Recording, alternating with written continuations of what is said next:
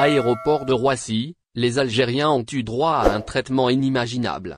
Algériens de France, actualité. L'expérience d'un voyageur algérien à l'aéroport de Roissy-Charles de Gaulle devrait faire parler d'elle, mais cette fois-ci, ce n'était pas pour dénoncer des abus ou des humiliations. Contre toute attente, cet homme, résident en France, a témoigné d'un traitement qu'il a lui-même qualifié d'inimaginable, en comparaison avec les précédents incidents ayant provoqué la colère de la diaspora algérienne. Son témoignage a surpris plus d'un, surtout après les polémiques de janvier dernier, où plusieurs de ses compatriotes avaient affirmé avoir été maltraités dans les aéroports français. Cet Algérien, qui a pris un vol depuis Alger à destination de Paris le 12 février, redoutait son arrivée à Roissy, nourri par les récits récents de contrôles musclés et de comportements jugés vexatoires. Pourtant, rien de tel ne s'est produit. Il a avoir été agréablement surpris par la fluidité des contrôles et l'attitude courtoise des agents de la police aux frontières, PAF. La PAF de l'aéroport de Roissy était très gentille avec les Algériens. La procédure était très fluide, tout en respectant les personnes prioritaires. Contrairement à ce qu'il imaginait, il n'a subi aucun interrogatoire insistant ni fouille approfondie. Au moment de quitter l'aéroport de Roissy, la seule question posée par les douaniers français aux Algériens concernait la quantité de cartouches de cigarettes qu'ils transportaient. Lorsque je me dirigeais vers la sortie, la seule question posée par les douaniers français à moi et à certains jeunes qui étaient sur le même vol que moi était « Combien de cartouches de cigarettes avez-vous ramené ?» C'était pour confirmer qu'on n'avait pas dépassé chacun la limite réglementaire d'un cartouche. Conscient des restrictions imposées, il a répondu avec honnêteté et a même proposé d'ouvrir sa valise pour prouver qu'il respectait la réglementation. Je leur ai dit qu'ils pouvaient ouvrir ma valise pour confirmer que je disais vrai, ils m'ont laissé sortir sans l'ouvrir. Ce témoignage tranche radicalement avec les récits alarmants des semaines précédentes, où plusieurs voyageurs avaient évoqué des contrôles abusifs et un climat de suspicion pesant sur les passagers algériens. Ce changement soudain d'attitude des autorités françaises intervient seulement quelques semaines après une intervention diplomatique de l'Algérie. Le 28 janvier dernier, le ministère algérien des Affaires étrangères avait convoqué l'ambassadeur de France en Algérie, Stéphane Romantet, pour protester officiellement contre ce qu'il a qualifié de traitement provocateur, dégradant et discriminatoire infligé aux ressortissants algériens dans les aéroports français. Un communiqué officiel publié par le ministère faisait état d'une profonde préoccupation face à ces pratiques et dénonçait une atteinte à la dignité des voyageurs algériens. Suite à la confirmation de la véracité de ces informations, le secrétaire d'État en charge de la communauté nationale à l'étranger, Sofiane Cheb, a convoqué l'ambassadeur français pour lui signifier la ferme protestation du gouvernement algérien face à de tels agissements totalement inadmissibles, indiquait le communiqué. Cette intervention semble avoir eu un impact direct sur les conditions d'accueil des Algériens en France. Alger avait exigé des mesures immédiates pour mettre fin à ces pratiques et refusait toute forme d'instrumentalisation des voyageurs algériens à des fins politiques ou diplomatiques.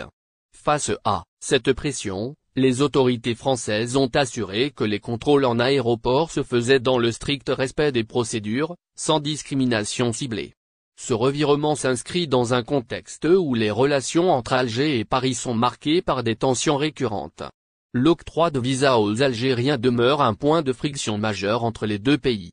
Ces dernières années, la France a durci ses conditions d'accès à son territoire en réduisant le nombre de visas accordés, ce qui a suscité de vives critiques du côté algérien. Même si certaines mesures ont été allégées, de nombreux voyageurs estiment toujours être victimes de discrimination par rapport aux ressortissants d'autres nationalités. L'affaire récente de l'écrivain franco-algérien Boualem Sansal, arrêté en Algérie en novembre 2024, a également alimenté ces tensions.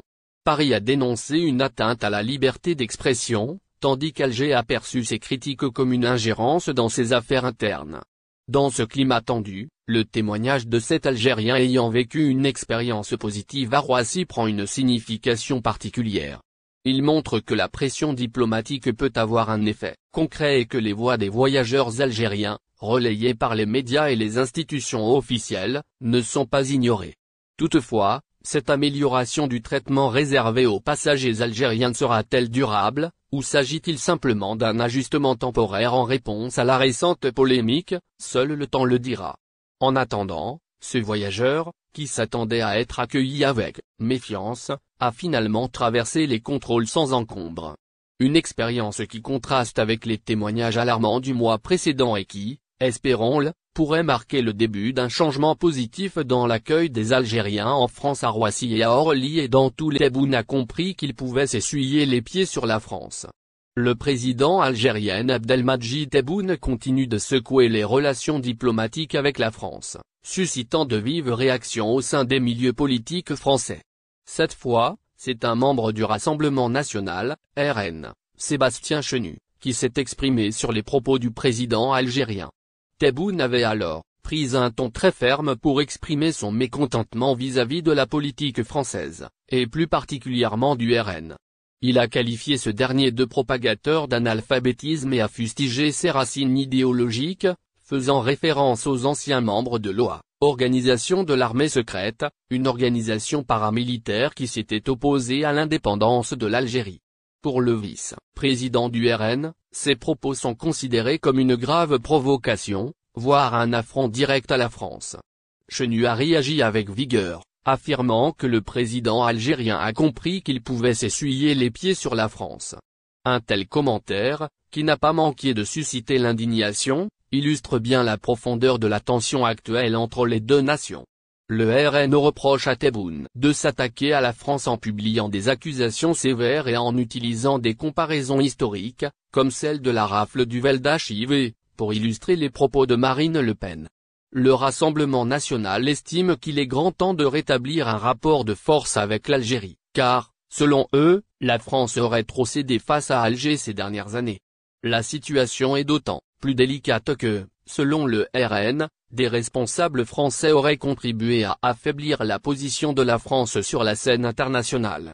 Le ministre français Gérald Darmanin, par exemple, a été pointé du doigt pour avoir honoré le Front de Libération Nationale, FLN, en déposant une gerbe en Algérie, ce qui, pour certains membres du RN, aurait affaibli l'image de la France. Les tensions entre la France et l'Algérie se manifestent aussi sur des questions économiques et diplomatiques. Lors de l'interview, Tebboune a évoqué une décision importante prise par son gouvernement, celle de ne plus envoyer ses malades en France pour se faire soigner. Le président algérien a mis en cause les conditions d'accueil et de prise en charge des patients dans les hôpitaux français. Cette décision n'est pas sans conséquence, puisque la France a longtemps été une destination privilégiée pour les Algériens nécessitant des soins médicaux de haute qualité. Mais, selon Tebboune, les relations entre les deux pays ne sont plus à la hauteur des attentes et des besoins, et cela inclut aussi le traitement des patients algériens en France.